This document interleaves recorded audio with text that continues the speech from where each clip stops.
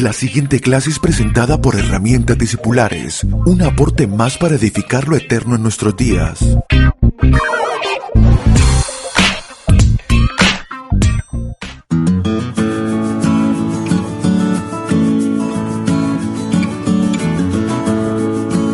Saludos amados, qué privilegio poder llegar a ustedes con nuestra clase número 76 de Herramientas Discipulares, y tal como habíamos comprometido en la clase anterior, hoy comenzaremos a trabajar sobre esta premisa: añadir a nuestra fe virtud. Esta fue la directiva del apóstol Pedro, un apóstol ya anciano y en sus últimos días de vida y tiempo de vida, dejándonos una riqueza extraordinaria, un consejo poderoso que sin lugar a dudas va a ayudarnos en nuestra madurez. Y él dice: añadan a su fe virtud. Comenzaremos con aquellas virtudes que tienen una gran presencia en el trato de Dios con nuestros corazones, y esto lo podemos ver nosotros en qué sentido, en aquello que trabaja en nuestro ser interior, pero inevitablemente producirá un cambio y una repercusión en decisiones y en los vínculos con otras personas. Ezequiel capítulo 36 verso 26 dice: os daré un corazón nuevo y pondré un espíritu nuevo dentro de vosotros, y quitaré de vuestra carne el corazón de piedra y os daré un corazón de carne. Aquí vemos anunciado el nuevo pacto y la propuesta de Dios hacia nuestras vidas, en donde podemos entender de que no solo Dios nos ha dado un espíritu nuevo que tiene que ver con la vida espiritual, la vida nueva que nos ha sido dada en Cristo Jesús, sino que también el nuevo pacto anuncia un nuevo corazón. Un nuevo corazón, es decir, que el trato de Dios con nuestras almas es parte del Evangelio. No, el alma y el corazón no quedan exentos, no quedan de lado en el trato de Dios y de su Evangelio en nosotros. Dice 2 Corintios 3:3, siendo manifiesto de que son cartas de Cristo, expedida por nosotros, escrita no con tinta, sino con el Espíritu del Dios vivo, no en tablas de piedra, sino en tablas de carne del corazón. Y aquí vemos qué importancia tiene el corazón de carne con los vínculos vivos del cuerpo. Todo esto va a suceder en nuestras vidas por causa del cuerpo de Cristo y de manifestar a Cristo en nosotros, que nunca puede darse de manera individual. Cada vez que alguien dice yo quiero expresar a Cristo en mi vida, necesitará a otros, porque no puede ser Cristo expresado solo por mí como individuo, sino que Cristo solo puede ser expresado a través de la iglesia, y eso nos requiere a nosotros con vínculos sanos, pero también madurando de acuerdo a la responsabilidad que cada uno tenemos asignada en el Señor. Vamos a comenzar hablando del perdón. Perdón es esa virtud que nos permite borrar las ofensas que otros producen en nuestros corazones. Vamos a comenzar con esta pregunta, que es: ¿por qué necesitamos perdonar? Hay por lo menos 3 fuentes, grandes fuentes de motivación que a una persona puede llevarle a perdonar a otros sus ofensas. Comenzaremos con la primera, que es: el perdón me libera de las personas.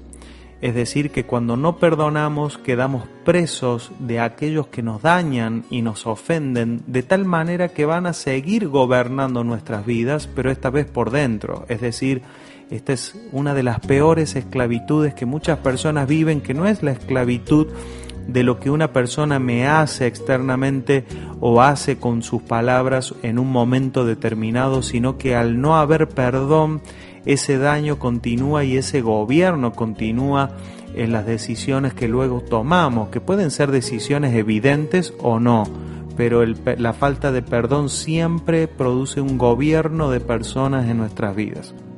Entonces, este enfoque nos provoca perdonar por un beneficio personal, o sea, yo perdono porque esto me hace bien a mí, y de hecho, aunque pudiera ser hasta razonable y hasta sabio, es decir, si yo le digo a una persona perdone porque eso lo libera a usted, no es tan fácil llevarlo a la práctica. Es decir, si ustedes me preguntan a mí, cada vez que yo he dado este consejo no me ha dado grandes resultados en cuanto al discipulado de una persona. Entonces es razonable, es entendible, pero tiene poca aplicación. La falta de perdón produce raíces de amargura, rencor, que dañan el alma y también enferman el cuerpo.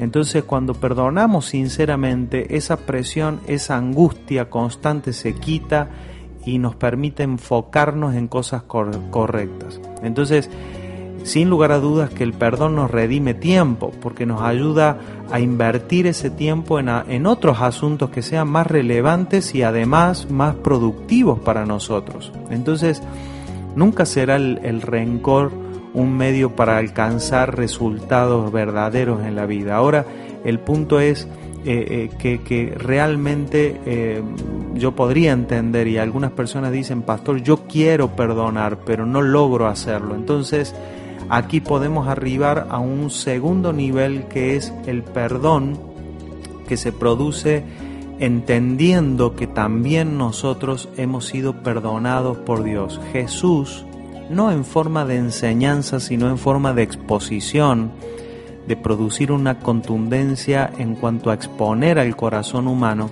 utilizó esta motivación para decirle a los hombres: señores, perdonen, porque si ustedes no perdonan, entonces vuestro Padre no perdonará sus ofensas. Esto lo vemos en Mateo 6:14, porque si perdonan a los hombres sus ofensas, os perdonará también a vosotros vuestro Padre Celestial. Mas si no perdonáis a los hombres sus ofensas, tampoco vuestro Padre os perdonará vuestras ofensas.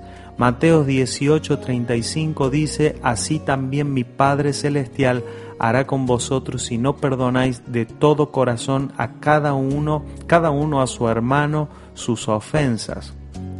Es decir, que cuando la ofensa viene a nuestras vidas, se encuentra con estructuras de pensamiento que nos provocará a reacciones, o sea, vamos a reaccionar ante la ofensa. Y es evidente que el viejo hombre siempre opera en enemistad, no puede evitarlo. Solo el hombre espiritual opera en reconciliación, pero el hombre natural necesita la enemistad, vive por ella y no puede ser libre de esa enemistad porque está pegada a su genética. Pero nosotros ya no somos ese viejo hombre, sino que tenemos la vida del nuevo hombre. Pero Jesús todo el tiempo confrontó el orgullo y la soberbia del corazón humano, diciéndoles, por ejemplo, con sus enseñanzas. A Pedro le dijo: perdona 70 veces 7, porque Pedro le preguntó, parecía que para Pedro era importante el perdón. Entonces Jesús: ¿cuánto tengo que perdonar? En realidad el corazón es engañoso, oculta sus verdaderas intenciones, y puedo entender que en esa pregunta Pedro no está interesado en perdonar, sino en saber cuándo ya no necesitaba perdonar más. También Jesús habló sobre el perdón con sus parábolas. La parábola del siervo malo, aquel siervo a quien el rey perdonó su deuda y sin embargo él no perdonó la deuda de su prójimo. Entonces también podemos ver en la oración, Jesús cuando dio el Padre Nuestro, Él dice: perdona nuestras ofensas así como nosotros perdonamos a los que nos ofenden. Ahora, inmediatamente, yo le animo que ustedes busquen eso, pero inmediatamente Jesús termina el Padre Nuestro y dice amén. Lo primero que hace es hablar acerca del perdón y qué importante es el perdón operando en nuestras vidas. Ahora, esta fuente de motivaciones es ineficaz por muchos problemas. Primero, porque el corazón suele olvidarse de cuántas cosas el Señor nos perdonó, y cuando viene la ofensa no recordamos rápidamente el perdón que Dios hizo sobre nuestras vidas. En segundo lugar, por una falta de entendimiento, es decir, no entendemos todavía la grandeza, la profundidad y el poder del perdón de Dios a nuestras vidas. Y en tercer lugar, porque a veces el corazón, cuando opera en su propia justicia personal, entonces de pronto podemos juzgar que el daño que otra persona nos hizo a nosotros es mucho mayor que aquellas cosas en las que nosotros nos hemos equivocado. Entonces, cuando una persona percibe esta enseñanza y dice, pero acordate de que Dios te perdonó a ti, pudiera el corazón, no digo que a veces los pensamientos sean así, pero el corazón opera, el corazón de piedra opera en este orgullo, como diciendo, sí, pero yo nunca fui así de malo, yo nunca fui así, nunca hice semejantes cosas a otros, entonces sí, Dios me perdonó, pero lo que esta persona me hizo, yo nunca se lo hice a nadie, y allí se anula la capacidad de perdonar. En nuestra próxima clase vamos a hablar acerca de cuál es el perdón y cuál es la eficacia del perdón que opera por la gracia de Dios y por el Evangelio.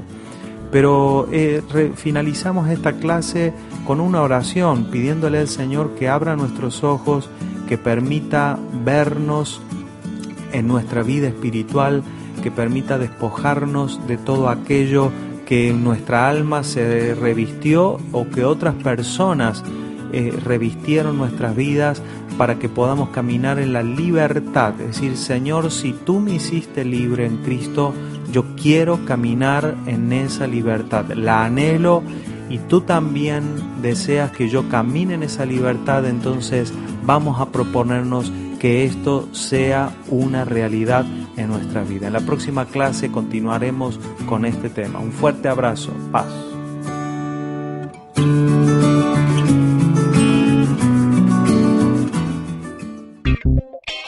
Puede comunicarse con nosotros a través de nuestra página web www.herramientasdiscipulares.com o vía mail a herramientasdiscipulares@gmail.com. Síganos a través de las redes sociales en YouTube, Facebook e Instagram como @AbelBallistreri. Gracias por estar aquí.